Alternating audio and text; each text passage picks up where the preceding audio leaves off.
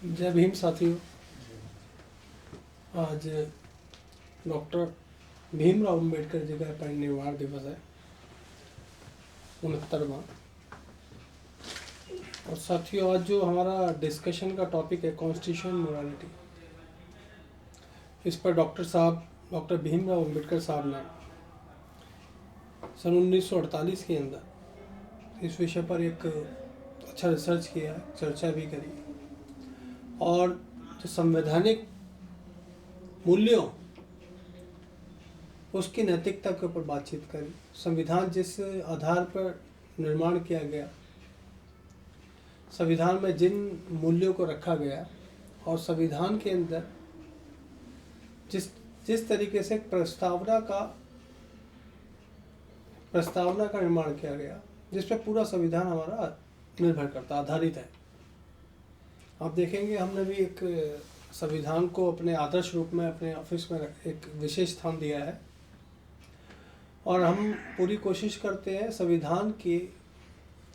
उन अनुच्छेदों को उस प्रियम्बल के प्रस्तावना के अंदर जो प्रस्तावना के अंदर जो शब्दों को दिया गया है सोशल जस्टिस के ऊपर, the Republic of India social sovereign में एक बार पढ़ के आपको बताना चाहता हूँ स्पेशल तौर पर। We the people of India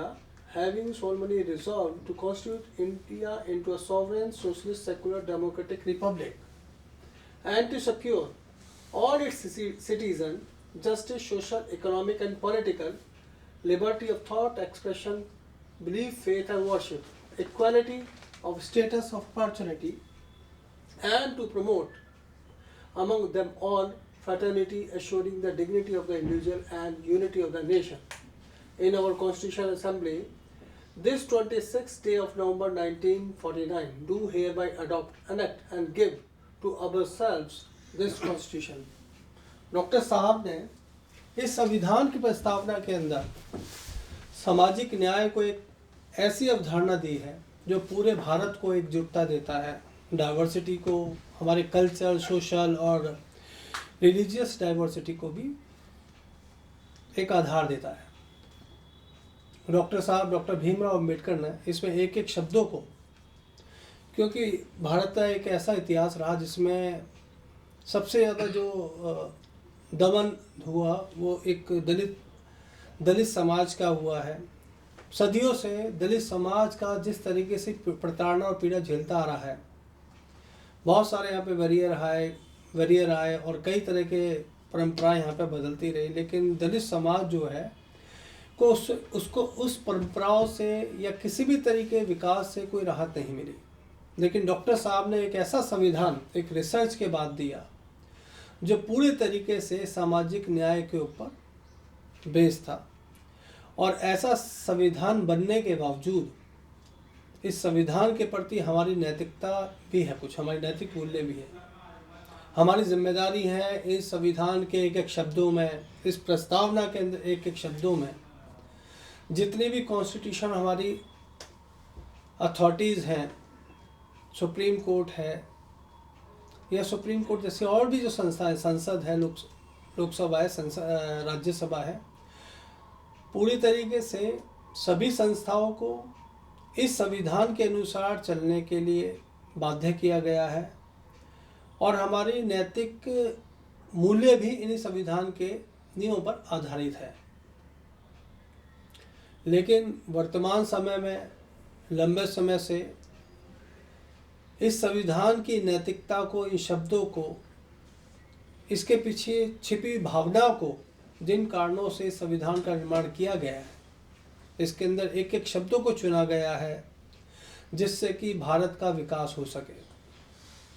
लेकिन समय समय पर ऐसे शासक, ऐसे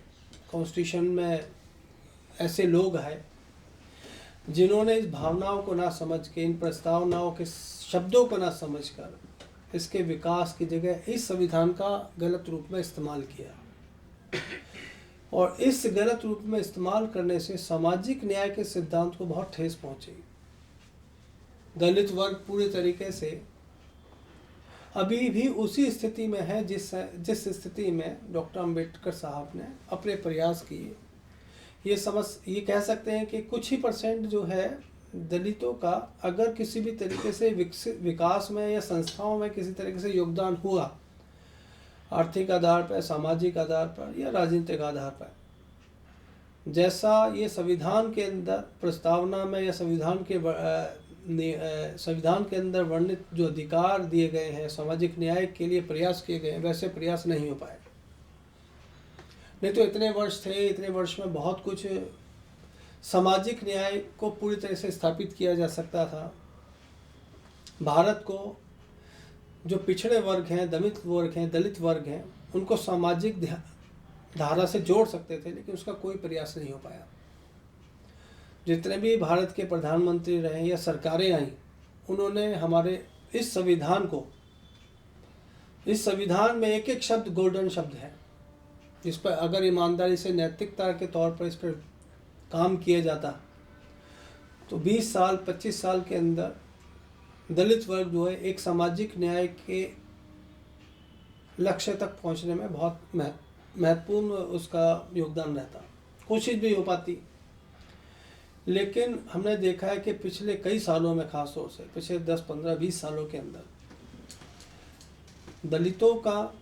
बहुजनों का, पिछड़े वर्गों का इतना ज़्यादा प्रताड़ना हुई है, मॉब लिंचिंग हुई है, और चुन कर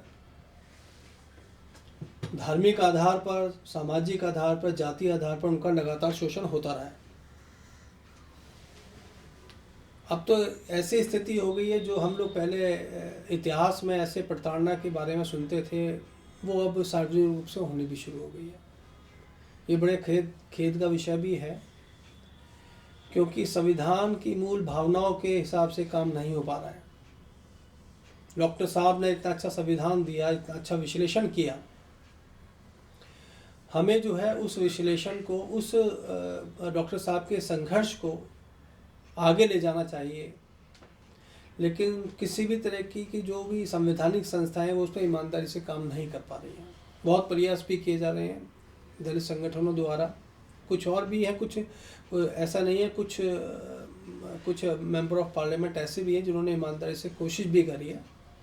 लेकिन मूलभूत ऐसी स्थिति बन गई है कि इस पर कोई ईमानदारी से काम नहीं हो पा रहा है, जिस पे हम सभी लोगों को, और मेरी इसमें ये अपील भी है सभी दलित पिछड़े लोगों से, हमारे सामाजिक लोगों से, और जो भी एक्टिव राजनीतिक लोग हैं, ईमानदारी से हम लोग ऐसा इस पर संघर्ष करें और संवैधानिक संस्थाओं को इस हिसाब से हम लोग जो है आग्रह करें, कोशिश करें, सामाजिक संगठन बनाकर या किसी भी तरीके से, जिससे कि हमारी संवैधानिक जो हमारी नैतिक जो वैल्यू है, हमारी जो जिम्मेदारी है इस संविधान में दिए गए प्रस्तावना को, उसको हम पूरा कर सकें, जिससे कि सामाजिक न्याय को हम पूरी तरीके से स्थापित कर सकें। वो नज़र भी आना चाहिए सामाजिक न्याय, लेकिन क्योंकि प्रताड़ना नज़र आ रही है, सामाजिक न्याय नज़र नहीं आ रहा है, ये बहुत ही खेद का विषय है। और मैं ये कहना चाहता हूँ कि आज क्योंकि डॉक्टर अंबेडकर साहब का नाम और किताबें और हम शब्द पढ़ते समय हमारे अंदर एक ऊर्जा आ जाती है,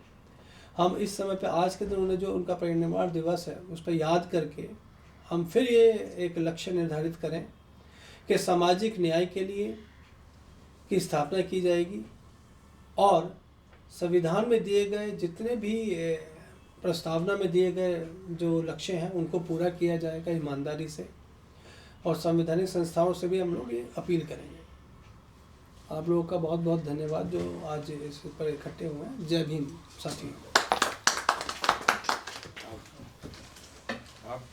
आप बताइए, आइए सुंदर जी, हैं? आपको बोलना है।